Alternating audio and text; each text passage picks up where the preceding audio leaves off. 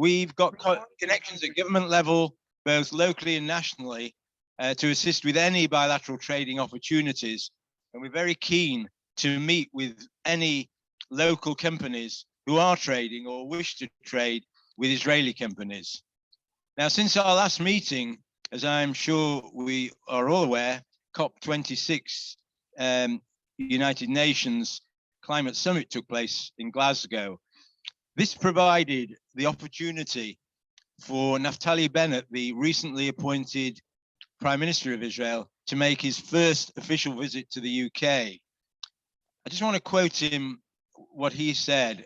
He says, "I won't pretend that we don't have differences and arguments, but we solve them together, and we acknowledge that the right wing doesn't have a monopoly on patriotism, nor the left wing on civil and human rights. Our new government brings with it a fresh start and a new spirit of goodwill, decency, and hope." I think Boris Johnson could listen to those words.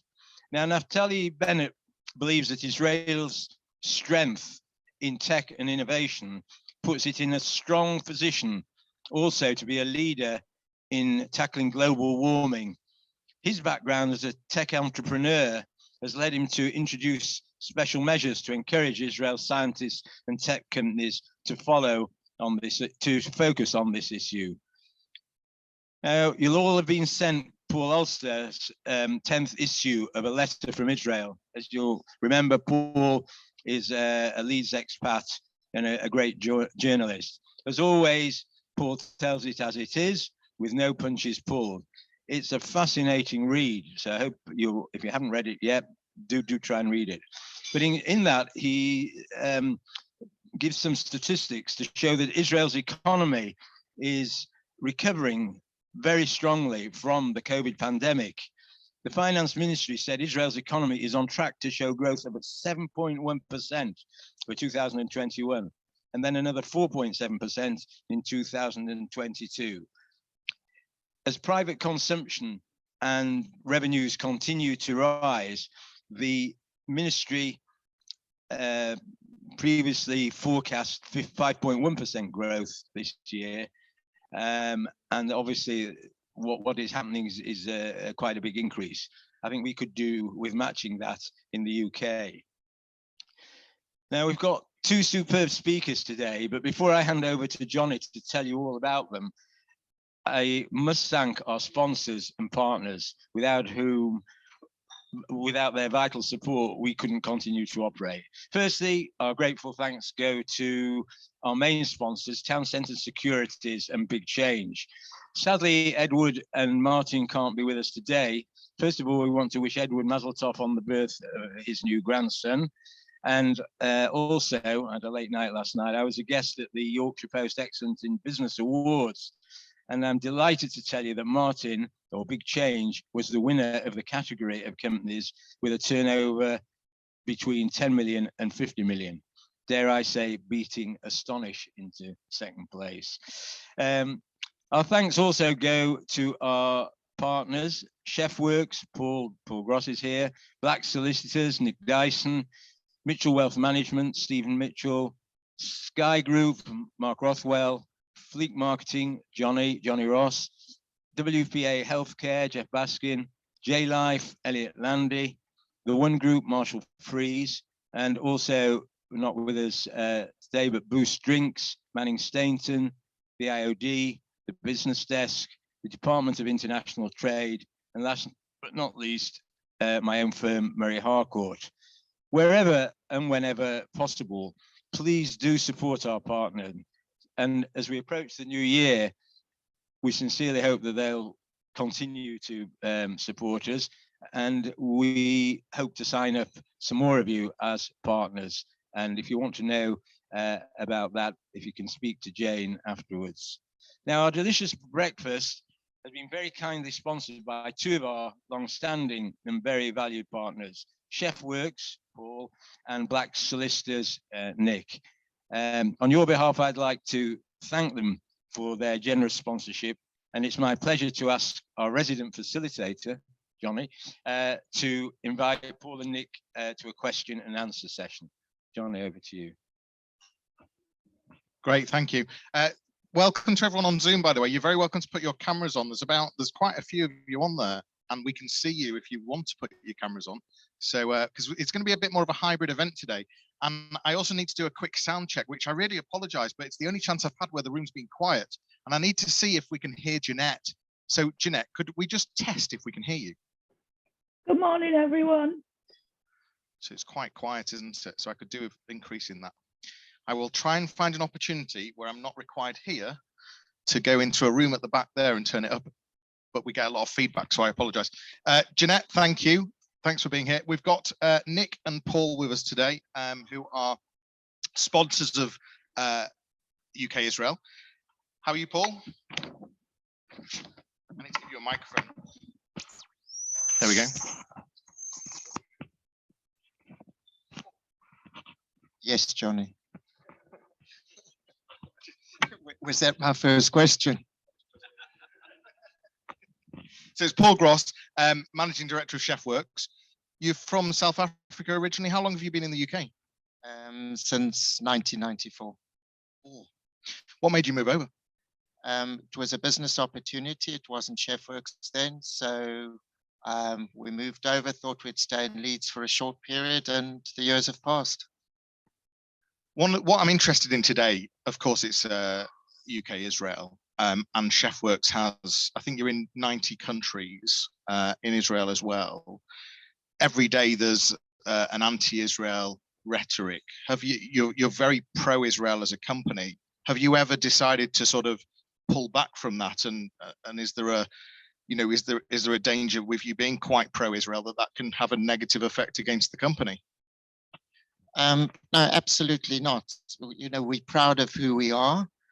We're not a political company, but we're very matter of fact. We trade in many regions around the world. You'll find Chefworks garments in royal palaces in Saudi. We've got representation throughout the Gulf region, etc. We trade in Israel the same as we trade in however many other countries, and it is what it is. There was a situation quite some years ago when one of the Gulf states wasn't keen to register our intellectual property because they noticed we had a registration in Israel, and said, well, it's tough. We're not changing that.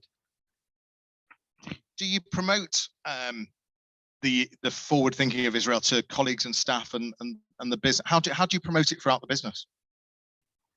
I don't think it's a matter of promoting it throughout the business. As I said, we matter of fact about who we are. We trade there. We've got a long-standing distributor there. He's based on Kibbutz Kalia. It's down on the Dead Sea. Had interesting business meetings, meet in the morning and then go and float in the Dead Sea in the afternoon. So all good. And, it does present us with some complexities. But I'll tell you a story about promoting Israel in a way, and I was really surprised. So this involves UJA and Alexis sitting there. So some years ago, we considered, well, it was in 2019, we considered going down the private equity route. We had a lot of, with my cousins, we had a lot of meetings at the whole roadshow in LA and New York, etc. And we had a lot of very strong offers, but we didn't go down that route. We stuck with our family office investors. But in the midst of this, I received a phone call from somebody who was a financial director of a major company. He was one of the people who approached us, and he phoned me and he said to me, "You don't know me. This is who I am. I won't explain because I take NDAs very seriously." And he said, I was on a plane, I was reading these briefing papers, and I thought, Chefworks, I've seen that name before. And then I looked at some of my other documentation. I see you've just co-sponsored a UJA dinner in Leeds. I can see an advert and I read this write-up. And that struck a chord with him. So he picked up the phone, he phoned me because we as a company had gone and done that. He found that of interest, and we didn't do a deal with them in the end, but they were very, very interested. And I had that personal rapport with him because he found it impressive that that's what we'd done as a company. So you never know when something has very unintended consequences. So the next time Alexa approaches you and asks you to sponsor something, just agree very graciously and don't give her a hard time. And we should mention at the same time that today we're doing a raffle. We're doing it in aid of Maggie's. It's important to mention this, and now's a good opportunity, so thank you. And Helen and Jeanette are going to be talking about that, and there'll be we're drawing at the end. So I think it's £10 for a ticket. You win a signed book. Is that right? So yeah, great. Paul, just a final question for you. You operate in the Middle East as well. Has there ever been a difficult or controversy with your pro-Zionist company? Not at all. The only, I mentioned that IP issue, which was temporary. I mean, all the distributors get on. We're all good friends. It's like one big extended family. So no issues. The only problem with it we do have is with our manufacturing in Bangladesh. We do extensive manufacturing there. And because it's, there's an issue with Bangladesh not recognizing Israel, even though when we manufacture the garments in our factory, obviously it has all the right labels on and but the export documentation, the goods cannot be shipped directly from Bangladesh to Israel. They've got to be transshipped via Singapore. So that's the way we get around that. But everybody knows what the destination is and it is what it is. But it's one of these issues in the modern world. It's a fascinating company. It's so much bigger than you imagine when you just look at the website or it's there's a lot going on behind the scenes, I think. Well, Jonny, marketing, don't believe everything you see. I'm going to ask you guys to swap seats if that's right, just because we've only got one microphone. Nick Dyson, you're a partner at Black Solicitors, and you run the commercial. Well, I don't know if you run it. You head up. Oh, you do. You head up the commercial property side. What's going on in commercial property right now? Is COVID made it better, made it worse? What in terms of commercial property? What's going on? Huge amount of change. I think COVID, I mentioned, and I won't repeat what we talked about too much last time around, but I think there's a huge amount of change and opportunity as well with COVID. I mean, what that's really doing is, as we're all buying things online, where does that stock come from? And it's not the shops. If we're not going to shops, you still need to have this stuff when you can get hold of it. And that's industrial. So I've got a number of clients, and they're really trying to expand their business. They can't find land. So that's kind of a big change. And I think the reinvention of city centres is forcing people to think differently about what we want from a city centre. If we're buying things from our phones, we're not walking out into town anymore, wandering around the shops as much. We want the experiences. We need to reinvent that. And whilst there is challenge when you see to let signs and empty shops around, I think also we need to take a positive attitude and think, well, what do we want from our spaces? How do we come together like we are today and actually meet? And I think there's some really creative opportunities with that. One of the things that you're very passionate about is widening diversity within the workplace and also community charitable activity. Just tell us a bit more, because I think that leads nicely into Jeanette and Helen's talk as well. Just tell us a bit more about the widening of diversity in the workplace and what your hopes and aspirations are. So this is a small thing, but it really started in a conversation I had with colleagues. I, as a man, white, and it's not obvious I'm Jewish to most people, or by anybody probably, unless I say so. I'm really conscious of that. And especially when you think of what's in the press recently, I often go to events, and I found myself 2 weeks ago, I look around the table, and we're all men, over 40 probably, in spite of my looks, obviously. And before you say it, Jonny, and I'm thinking, like, how does this translate with when we see the conversation here, Fleek giving his testimony about his experiences of what's going on, and then I'm just thinking, like, we need to be talking about this kind of stuff. It's not just in the cricket world this stuff is happening, or even in Yorkshire cricket. I think it's a wider thing here. It affects all parts of society, and I think we need to be honest about those things. And we just started to think about, well, I don't know what the answer to these things are, but I do feel like being open about it and starting to question it and raise it in a forum like this is really important. I think the opportunities, I feel very privileged without realizing it to have these things, but I'm conscious of how do we make those changes. It's not an overnight thing, but I think it's really important to address it. And I think there's a lot of just going on. I think it's important to acknowledge the anti-Semitism comments, which reveal. I personally don't think there's a lot of intended ill will around things. But I think culturally, it's very easy to be in an environment where it's accepted. I can often will sit in spaces where people might say comments which are not abusive of things, but just are not appropriate, which might be against, well, somebody who isn't, and it could easily be that word could be you could replace it with Jewish or with all sorts of different things in a different context, and you'd feel very differently about it. And I think it's important that we acknowledge those things. And I'm keen to just try to open that conversation up in every forum. And just lastly on this, what are some of the strategies that you're doing at Black Solicitors to address this? We don't know yet, and I think that's the answer. I don't know, but I think that's why, for me, the strategy is partly about raising it and starting to discuss it. I've encouraged my colleagues today. Ella, I'm really delighted Ella and Anushka both come today. But those are the kind of things. It's not just an issue for one person. I think raising it and thinking about all these joint solutions, because diversity in every aspect, for the reasons that Paul was talking about from a trading perspective, that is the best way. That when you're actually working together, you realise that it's not about personal. And most of the time, it's education. Once you know people, you feel very differently to when it's over there. So the key message is talking about it. I apologize for the sound, by the way. This microphone is very much for online. I know the speakers in here are just atrocious. So apologies. Does anyone have any questions for Paul or Nick at all?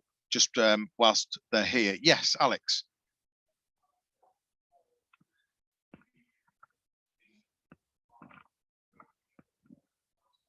Now, are you seeing an influx in your business in the Middle East in particular?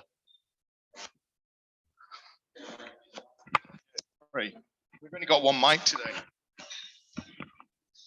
Thank you, Alex. I'm not sure how that will impact on our particular trade, but obviously there's a very good spirit of goodwill in the region. From what I've read, a lot of Israelis travel to Dubai. It was one of the first countries that opened up, the COVID restrictions. So that's very positive. As I said earlier, we've traded in all the regions, and ironically, and one thing I didn't mention earlier, one of our major manufacturing programs is dependent on the cooperation between Israel and Egypt.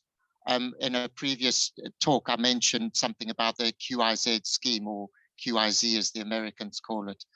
That was put in place quite a number of years ago. You can manufacture in either Jordan or Egypt, provided 10% of the value of the garment originates in Israel, then you can import it into America duty-free.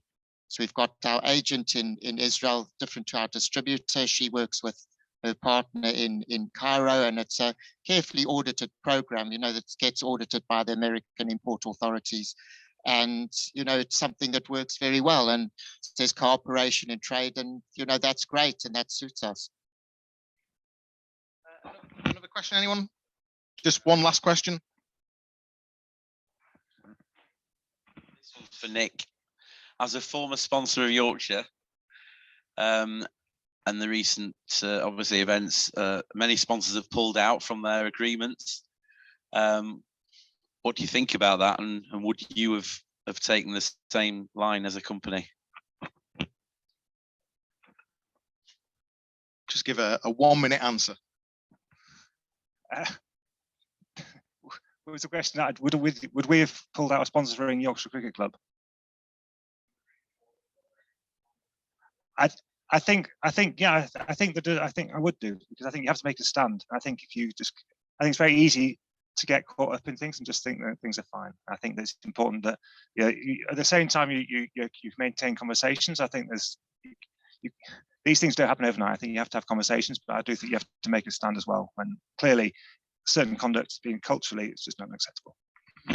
Brilliant. Right. Thank you very much to Nick and to Paul. And I'll let you guys sit down. I'm going to introduce Helen. So Helen Butters and JANETTE BENADDI. Have I pronounced that right? BENADDI. I'm going to sort your sound and increase your volume in a minute, JANETTE. But for now, I'm just going to do a quick introduction. Oh, that's gone good.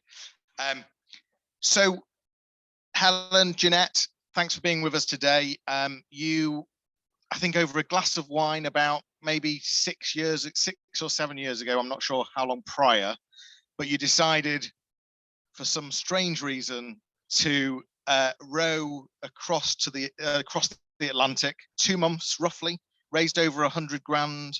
I know you guys are going to tell the story, so I don't want to give too much away, but you won Guinness World Records. You're both co-authors of a Sunday Times best-selling book. You've got so many accolades, and I'm just looking forward to hearing the story, and also hearing why you support Maggie's, but also what you're about to do next, cycling to Barcelona. So I'll let you take over, and I think Jeanette's going to bring some slides up. Is that right as well? Do slides because of the other people on the Zoom. Okay. I'm going to sort some sound out. Do you want to? Are you happy to? Yeah. Take over, and then what we'll do is we'll do a Q&A after both Jeanette and Helen have spoken. Right. Thank you for inviting us today. Yeah. So basically, to answer your question, I think for us it was a bit, well, for me, I can only speak for me, can't I? Can't speak for Jeanette. It was, I'm not sure whether we can play the video. Can we play the video, Jeanette, or will they? I don't know. Yeah, try, Jeanette. This basically gives a flavour of what we did. Oh, there's no sound, but you can see the pictures. So basically, this is taken from a documentary that was commissioned for National Geographic, which you can actually watch on YouTube now if you want to see me being sick and seeing some funny pictures. But basically, how this all started was that I actually watched Melanie Sykes on I'm a Celebrity Get Me Out of Here. And she really inspired me because I just thought, wow, she's doing all this amazing stuff. And it planted a seed in my head that I wanted to do something that would physically and mentally challenge me. But I didn't know what that was. But I planted that seed in my head. And then I bumped into Nikki and Francis, who were the other two members of our team. And they were learning to row at the school rowing club on a Saturday. So I thought, oh, that's it. I'll learn to row on the river. So we basically rowed on the river up and down to Poppleton every Saturday, and then we grew this bond of friendship between the four of us. It was our therapy really every Saturday morning, and then we used to have coffee, pick the children up, and go home, and that was it. And then at the rowing dinner, Francis then said, "Why don't we enter the Talisker Atlantic Whiskey Challenge, which is the toughest rowing challenge on the planet?" And we all just said, yes, that would be great. And we didn't think anything of it. We just said yes. And that plant was seeded with Francis because she read this book years ago called Rowing It Alone, which is a woman and her new husband who also did the same challenge. They set off rowing across the Atlantic. He then had a massive panic attack, wanted to get off the boat. He expected her to get off with him. She said, no, I love these waves. I want to stay on it. And she rowed solo to Barbados then. They are divorced. They got divorced very quickly after that. So at that dinner, I basically said, yes, why not? And I can't believe I only got 3 likes to that to that Facebook thing, but it's about putting it out there. So I'm talking about what we did, but today I'd like you to think about what your oceans might be, because we all have our own oceans. And if money and time were no object, what would your ocean be? And if you actually write it down, or you want to tell me at the end, then you've got to do it. We had everything against us. We were 4 working mums. We basically all worked full time. We all had children. We all had really busy lives. So everything was against us to actually do this. It took us 2.5 years to plan. And then it took us 67 days, 5 hours and 2 minutes on the actual ocean. So it was a big thing that we were going to do, but because we all knew, we just knew inside it was the right thing to do. we made it happen because we wanted to do it. And I think that's the key. If you find something that you really want to do, nothing will stop you from doing it. What would have stopped me is my children. If they didn't want me to do it, I probably wouldn't have done it. But for me as a mother, I thought, in relation to, leaving my children, doing something really dangerous. But for me, we made sure that we planned it really well. We did everything we possibly could to make it as safe as it could be as possible. And I basically wanted my children, and my children met so many inspirational people on that whole journey, that I wanted them to absorb all that positive energy. So for me, 3 months away was worth that, really. This is Henry. So basically, Henry stole a book which was beside my bed. And then he basically wrote me a list. He was about 10, and he wrote me a list of everything I needed to take on the boat, which was ocean-friendly shampoo, all sorts of stuff. And when I then knew that he was happy for me to do it, and then I was fine. Not everybody thought it was a good idea, and we were very lucky that BBC Breakfast followed our story. So I think for us, usual, because normally it's men, it's normally military men.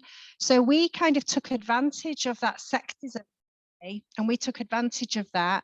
And we basically got a lot of publicity. And actually, it was quite good. We've never met Alan. We talk about Alan at many of our talks because he basically, told us that we shouldn't be doing it. But actually, it was quite good because you can get caught up in the excitement of a project or doing something.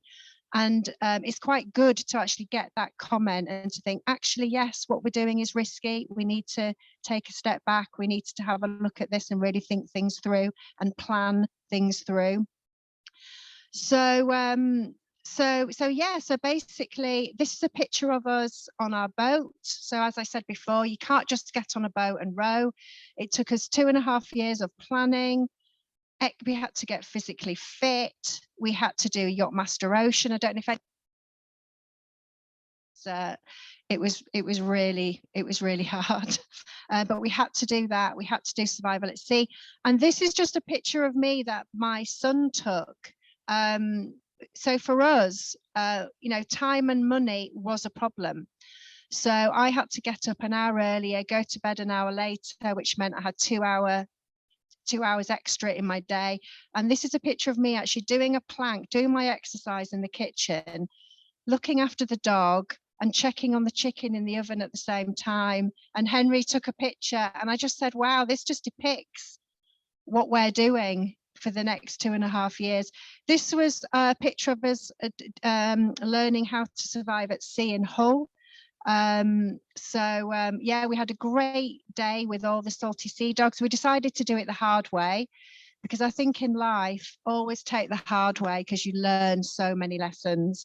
So we didn't do the easy option. Oh, and this is the dreaded Yachtmaster Ocean. So we went down to Devon and did a crash course for a week. And then we needed experience. So we decided it was a good idea to go down to Essex and do some races. And at that race, we met this man. I don't know if anybody recognises Jason Fox from Who Dare Wins SAS. He's very famous now. He wasn't when we met him. And he got stuck in a cabin with JANETTE. I think that was his scariest moment of his life. But basically, we went down there and we did some races, and we actually beat the Jason and his 4 ex-Marine SAS sniper crew. And he actually put in his book that they had their asses. I can't remember. I can't see it now, JANETTE, because you're over the top. But basically, they weren't pleased that they got beat by 4 Yorkshire mums. Put it that way. But we became good friends afterwards. So because we'd done that, because we'd beaten Jason Fox, we decided that we'd row across the North Sea, and no one had ever rowed across the North Sea before. But it was a massive learning curve for us. I found that I was very seasick. So we needed to sort that out before we did the Atlantic row. We didn't put our last waypoint in, so we were rowing backwards and forwards trying to find the marina. So we learnt a lesson there. Yeah, we were hallucinating. We had a documentary crew filming us, and I was supposed to ring the woman before we actually eventually found our way into the marina. I forgot to do that. So 45 hours later, no sleep, feeling sick, no food inside us. We eventually get into the marina. We follow Jason actually in. And then she tells us, well, she swears at us and then tells us to row back out and row back in. So that was the so we didn't win that race, but we were the first women to row across the North Sea. This is basically a picture when we got to La Gomera, which is basically, you know, it's that question of sometimes in life it's best to take the hard option and not take the easy option of going on a cruise to Antigua. So yes, it was a very tough 67 days. We basically were rowing 2 hours off, 2 hours on all the time. So we only ever had about an hour and a half sleep at any point. It was very scary. It was very boring. And we had to plan how we were going to deal with that mentally. And we did lots of things. We played the Guess Who's Dead game, which unfortunately, people died when we were on the Atlantic, like David Bowie, Alan Rickman. And we used to ring our family and be on the sat phone, and then we just hear somebody go, "Oh, that's awful," and then we'd get all excited because we knew that we could play that game and guess who it was.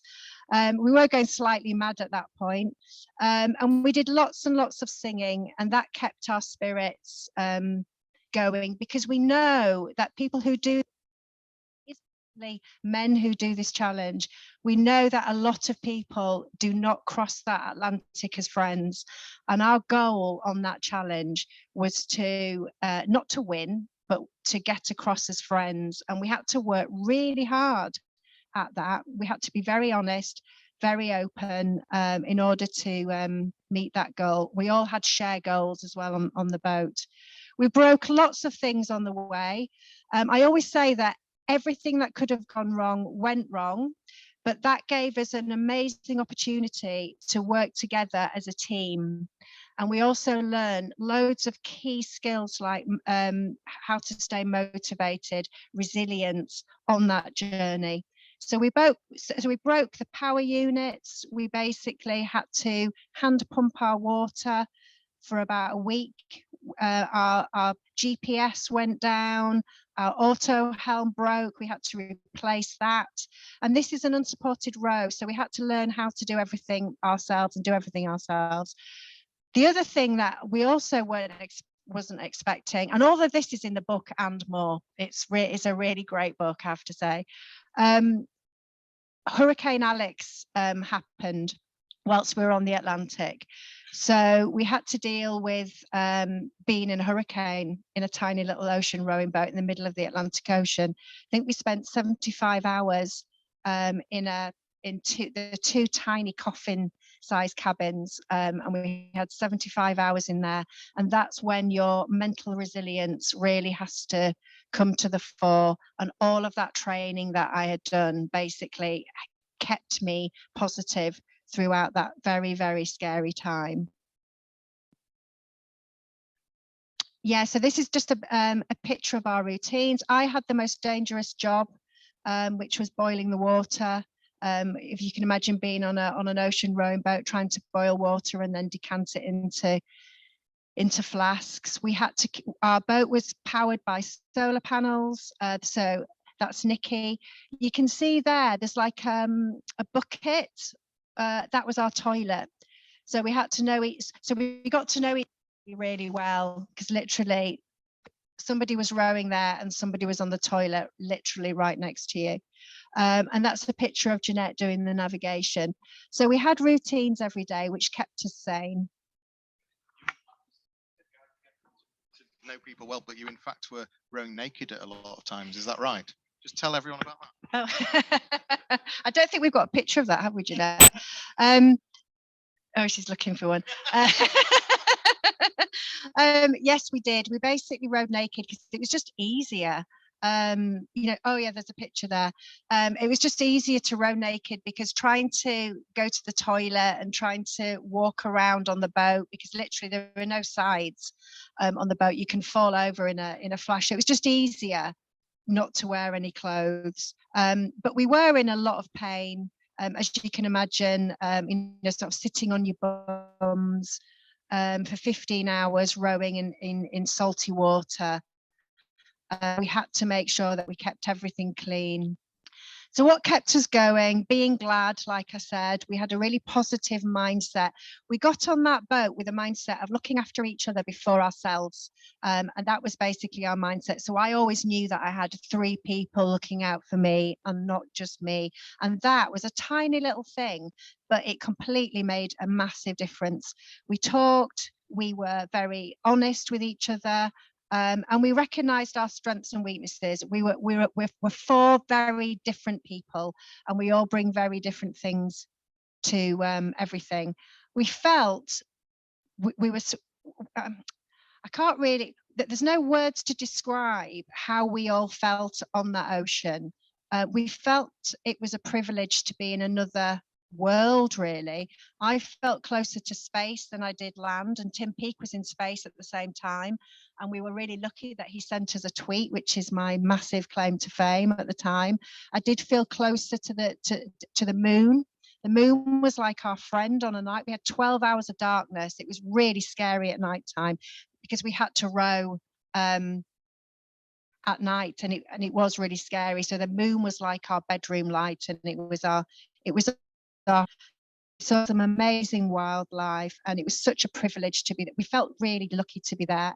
I'm going to pass over to Jeanette now to talk about when we actually reached our goal.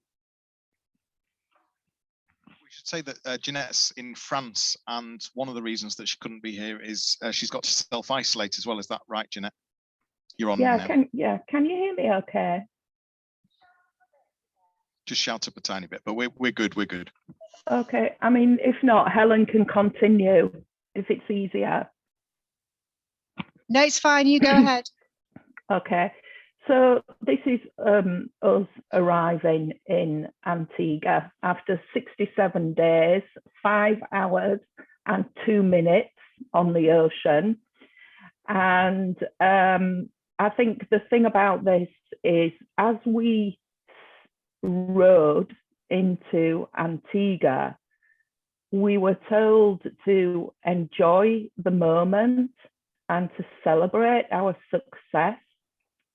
And we were so happy that that happened, because it did mean that we could really be in the moment and really celebrate our success. And I know that the room today is there's not many women in the room, but I think it's one of the things that us women don't do very well.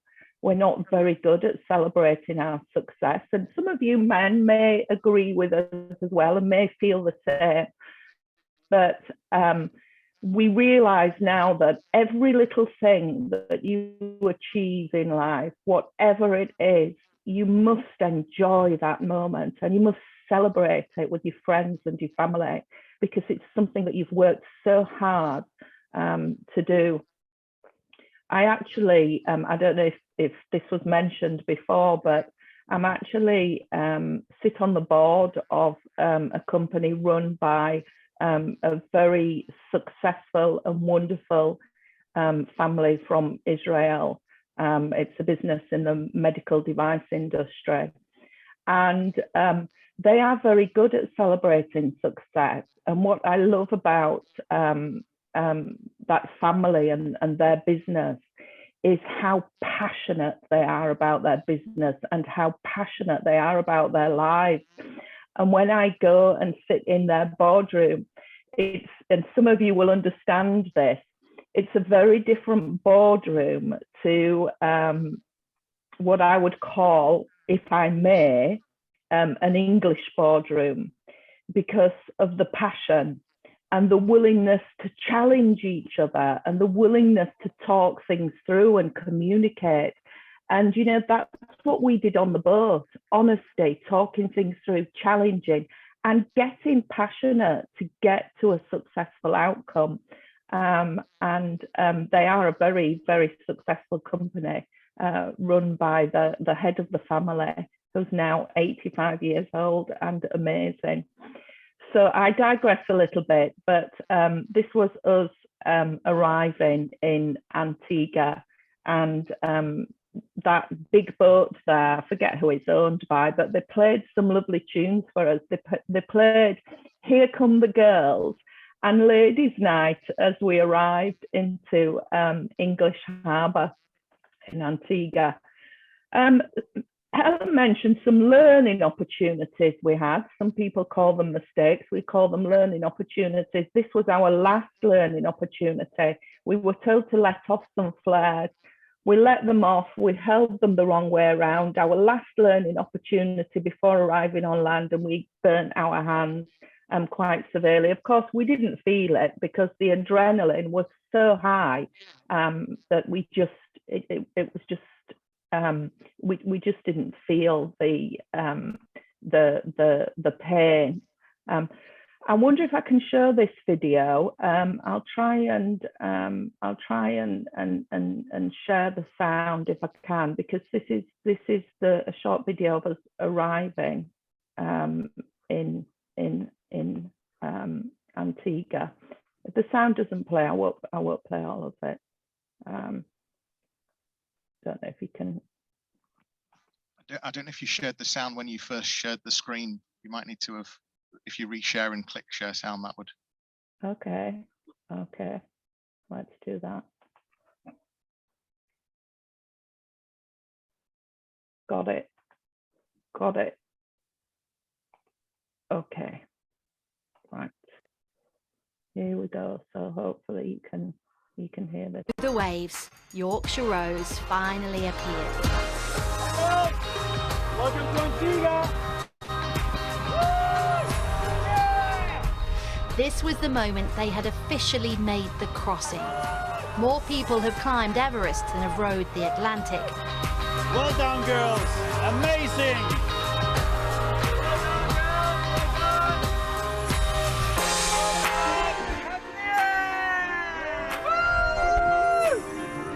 How does it feel to have crossed the Atlantic Ocean?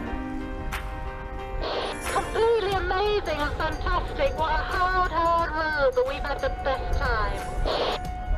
You have done well, and UK and especially Yorkshire are proud of you guys. That's fantastic. We're so proud of ourselves as well. We've done more than we ever thought we could. I know you never ask about a woman's age, but you are now officially the oldest female team to have crossed any ocean. Congratulations. Woo! Thank you! Woo!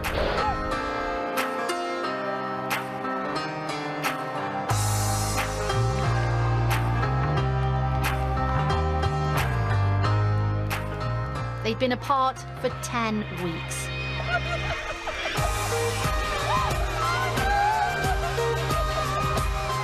They'd left their kids, their husbands. They'd left their jobs, their salaries. They'd left their homes, their security. But they had returned heroes. I'm so proud of her, even though I didn't think she should do it in the first place. I was Helen's mum, by the way. So the journey did change us. It changed us quite dramatically in very different ways. We're very different women. On the left is the picture of us before we left land, and on the right is the picture of us when we arrived in Antigua. So I think we looked quite well. We're just drinking water for the duration of 67 days, 5 hours and 2 minutes. Helen mentioned our book, and there's a raffle today for the next adventure that Helen's embarking on. And I'm going to pass you back to Helen now, because she's probably going to tell you a little bit about her book.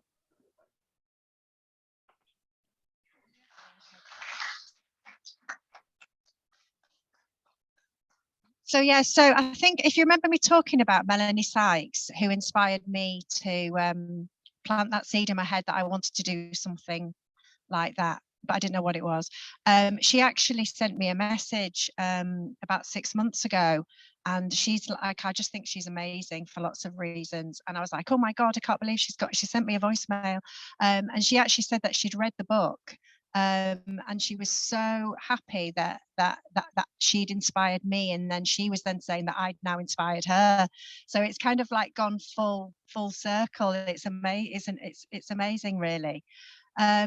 So yeah, so the next thing, so we raised a lot of money for Maggie's. I don't know if anybody's heard of Maggie's. It's an amazing building. The architect is Heather Wicks, who did the cauldron for the Olympics. So it's an amazing space, an amazing building. It's free for people with cancer and their families to use forever.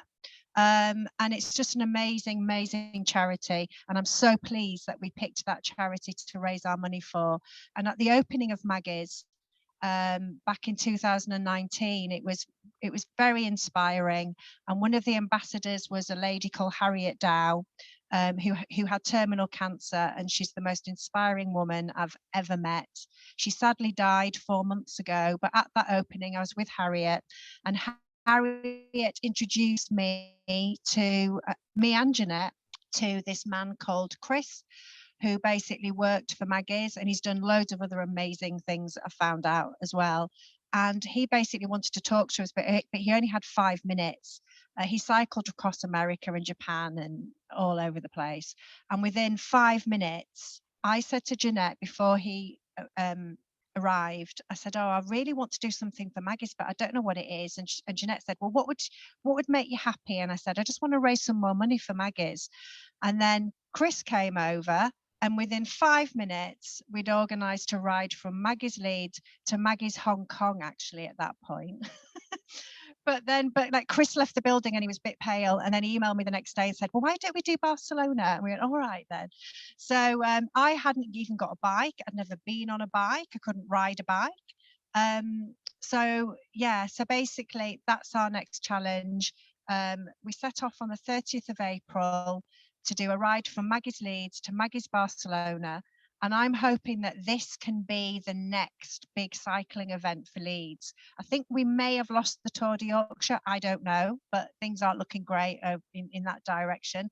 And I'm hoping that this can be the annual fundraising event for Maggie's. There's loads of people in Yorkshire who love cycling, and I'm hoping that this can be a really good annual fundraiser for Maggie's Leeds. Every year. So we're going to do it first. We're going to plan the route, cycle the route, see how it all goes, and then hopefully I'll donate my time to Maggie's then afterwards and try and make this a proper big cycling event. So so I'm happy to actually go round for the next 6 months, do corporate talking, which I do anyway, but I'm happy to do it to raise money for this bike ride over the next 6 months. Anybody has any talks that they want me to come to, I'm very happy to do that for a donation to the bike ride over the next 6 months.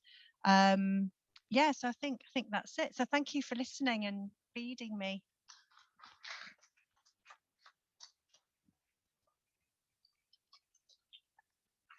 I think we are absolutely amazed by what you've all achieved. And it's really impressive. I want to know, what was one of the best moments? What was a highlight for you? And we'll ask Jeanette as well. I think probably we might have the same. I don't know actually. Probably the best highlight for me was when this huge whale came over to our boat with its baby, and it was massive. And we were kind of thinking, well, this is amazing, or it could be disastrous, because if that whale flashes its tail, it could cut the whole boat in half. But basically the mother stayed away, and the baby just came closer and closer and closer, and then just circled our boat for about an hour. And I think we were all so amazed at that, and we all kind of thought, oh, we're all missing our children so much. and that whale knows, and it's brought its baby over to us. That's what we said, and it's basically brought its baby to us, you know, to help us on our journey. So I think that was probably, because I would never ever get the chance to see that. Is that the same for you, Jeanette? The best time for me was the arrival in Antigua. After 67 days, 5 hours and 2 minutes, I was ready to be on land. And it made it even more important because I was the skipper. Even though we were a team and everything, I always felt that I was responsible for 3 ladies' lives. So that was just the best. You also, I've read that you described not only seeing the moon and how that brought you back home, but also what the stars were like, because you were in the middle of pitch black, no street lights, etc. What was that like to see? And I guess that's what brought you closer to space. What was that like to see? As Helen said, there's no words to describe it, but if you've ever been out on the ocean where there's no light pollution and all around you it's just a dome of amazing stars and shooting stars everywhere, and you look up and you just feel your energy is with the world, if that makes any sense. I felt like I was so connected to the sky and to the stars. I can't describe it. It's really difficult to describe, but everybody should see that at some time in their life. And I know it's a privilege, and I'm grateful for having that privilege. There was flying fish as well. Who was the one that got hit by the flying fish? Actually, that man there knows Nikki. Nikki got hit by the flying fish. So at night time, these huge, they were really muscly, would just fly out of the ocean and just whack you. And they were really hard. And I think they used to go on the boat, and then we used to have to try and pick them up and throw them off the boat. And I think at one point I was wearing a pair of socks, the same pair of socks, for 67 days. And Jeanette thought it was my feet. Well, they probably were stinky, but actually it was fish that we found rotting on the boat. And Jeanette blamed my feet, didn't you, Jeanette, for that? We've got time for a couple of questions. Has anyone got any questions for Jeanette or Helen at all? Yes, this lady, just hold on one sec. I mean, just to start with, I'm completely in awe of you. I think I actually need to just go home and read the book, just because I have so many questions that I need to ask. But I'm just really interested to know what you all did as a career before you decided to row the boat. And I look forward to welcoming you to an event. So Frances is a lawyer. Jeanette had her own business. Nikki also worked in her own business in wealth management. So Jeanette was, well, Jeanette, you can say what you did because you're there. Yeah, originally I trained as a nurse, but I moved into the medical device and the pharmaceutical industry many years ago, and then set up a number of different businesses and ran those, mostly clinical trials and clinical research.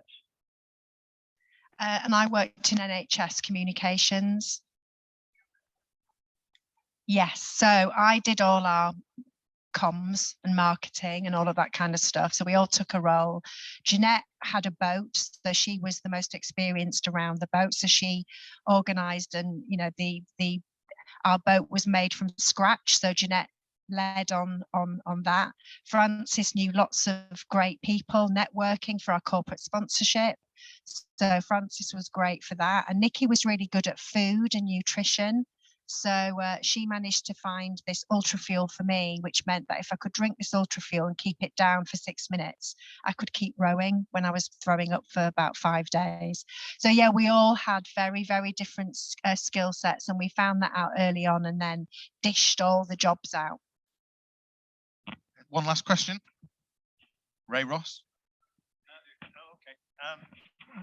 Just into that, my fear would have been that the boat tipping over and being eaten by a shark. Did you ever come to that close with the boat tipping over? What stops it tipping over? So yes, the boat could have tipped over, capsized at any moment, and it does happen all the time. We were really lucky. Oh, we were just good boat people that we managed to not capsize, but it does happen. But our boat is designed that if it capsizes and all the hatches are shut, it will right itself. But that was my major fear, because I couldn't work out how I would pop back up again, because you're tied onto the boat. And yes, we did see sharks, so we had to go in and jump in and clean under the boat to make it, you know, sort of go faster. And there were sharks around. And I think in this year's race, I think they've had issues with swordfish. So actually people have been lying in the cabins, and then a big spike has basically pierced under the boat, because the boat's made of the same material as Formula One racing cars. So it's really light. So I think this year they've had more problems with swordfish than sharks. But yeah, that was capsizing was a major fear for me, especially in the middle of the night where you can't see anything. Thank you. I think it's Alexis. Yeah, as Alexis has said, I think we are all in awe of you. Unbelievable and truly amazing. It's been brilliant to listen. Make sure you buy the book, and make sure you raise money for the Maggies for the next journey, which is going to Barcelona in April. But what and sorry, just to finish, I mean, you know, you've been on the One Show BBC Breakfast this morning, Good Morning Britain, Saturday Night Takeaway. And we got a free cruise on Anton Deck's takeaway. So actually, when I got back about 2 months later, I was on a cruise ship, on a row machine in a gym, on a boat. So it was bizarre, really, really bizarre that was. But we got you here today. Huge round of applause for Janette and Helen.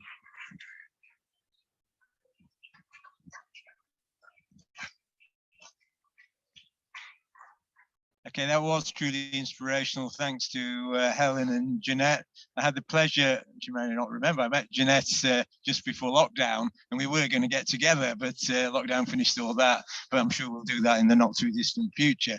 One of the things Janette said brought me back to what the Naftali Bennett said when you were talking about the Israeli boardroom, and he said, I won't pretend we don't have differences, but we solve them together, which I think is what you were really saying about how it's so different from boardrooms in the UK sometimes.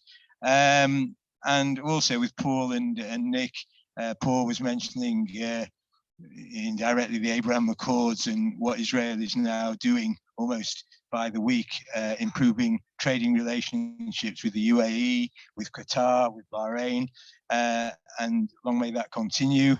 As far as diversity is concerned, if we look around the room and taking this organization, we are pretty diverse, and long may that continue. On that subject, I'm delighted to see, I think he's still online, I hope he's online, a good friend of mine, Altaf Sadiq, who has a business with an Israeli company called Wheelshare UK. And if you know about Boris bikes, it's a similar system for wheelchairs in hospitals and airports, which is quite an interesting business, doing very well in Israel. And now it's being brought into the UK. So I think Altaf is still online, I hope. So thanks everybody for coming. I do apologize for missing one. I don't think anybody spotted it. One partner off the list, which is Berry's Jewelers. So apologies for that, but they get a special mention. There's plenty of time to remain here doing a bit of networking. And before we finish, Helen to come up and draw the raffle. Well, never mind.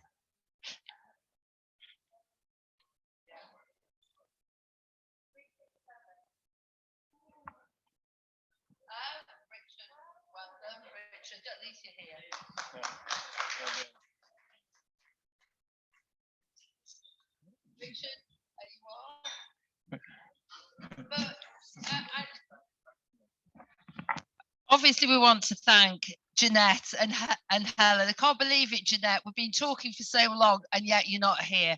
But I do know Alexa's in touch. So can I just say that if you've enjoyed it, as I'm sure we all have, Alexa will be doing a ladies' lunch. So please go home and tell all your family and friends that Alexa will be doing it and to hear the girls. And also, we just want to thank you and say it has been wonderful and we really appreciate you joining us, both of you. Thank you. Okay. Thanks, everyone. I don't think we'll be having another meeting before the end of the year. So everybody have a happy Hanukkah and a happy Christmas. And we look forward to seeing you in the new year.